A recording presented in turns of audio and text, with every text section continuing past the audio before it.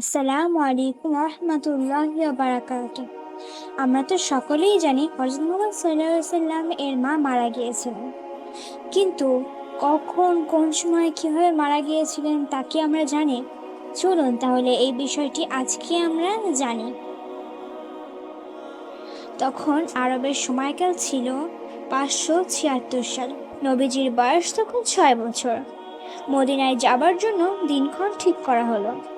একদিন শিশু মুহাম্মদ সাল্লাল্লাহু আলাইহি ওয়াসাল্লাম ও দাসী উম্মে আইমনকে নিয়ে মা আমিনা মদিনার উদ্দেশ্যে রওনা করলেন।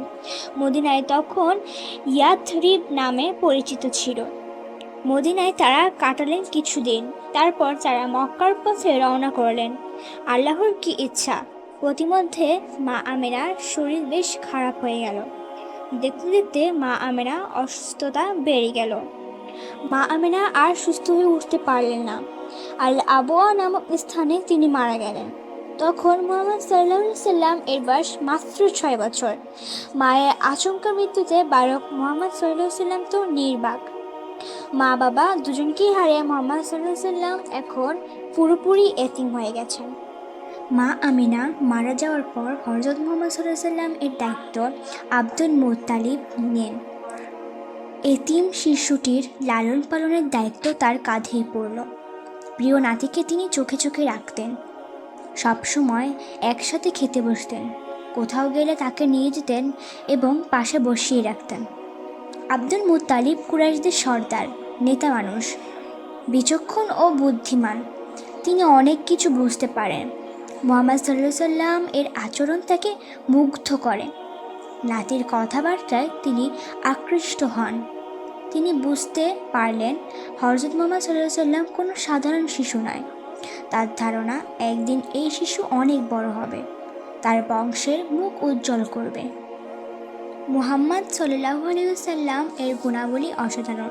তিনি অতিশয় দয়ালু, সৎ ও বিশ্বস্ত। সবাই তাকে ভালোবাসেন। আরবের লোকেরা তখন মূর্তি পূজা করে, অথচ এই বালক মূর্তি পূজা পছন্দ করেন না। তিনি মূর্তির বিরোধী। লোকেরা মদ খায়, জুয়া খেলে, ঝগড়া ও মারামারি করে। এসব দেখে শিশু নবী সাল্লাল্লাহু আলাইহি সাল্লাম মনে কষ্ট পান।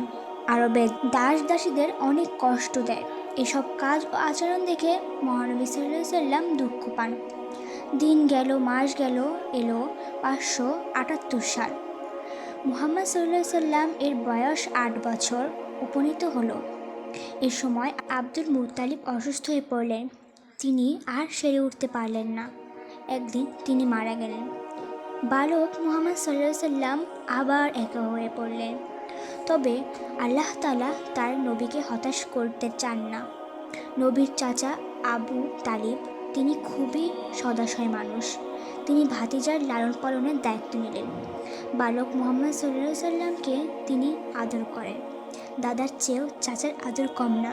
এতে বালক মুহাম্মদ সাল্লাল্লাহু আলাইহি সাল্লাম দাদার অভাবটা অনেক ভুলে থাকেন। তার পেরেশানি ঘুচে গেল। আল্লাহর নবী মুহাম্মদ সাল্লাল্লাহু আলাইহি সাল্লাম চাচার আদর যত্নে বেড়ে উঠতে লাগলেন।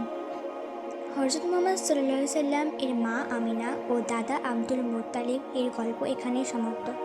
পরবর্তী পর্বগুলো দেখতে আমাদের সাথেই থাকুন।